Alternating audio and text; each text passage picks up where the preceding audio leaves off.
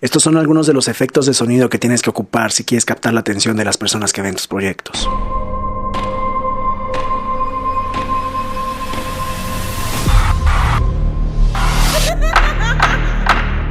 Risers, Brahms, Epic Hits. El chiste de esto es que puedas identificar para qué sirve cada uno y los puedas mezclar de tal manera que generes un audio interesante. Usa tu creatividad, practica y checa si combinan unos efectos con otros. Si quieres alguno de estos audios, comenta la palabra efectos y te los mando gratis por DM.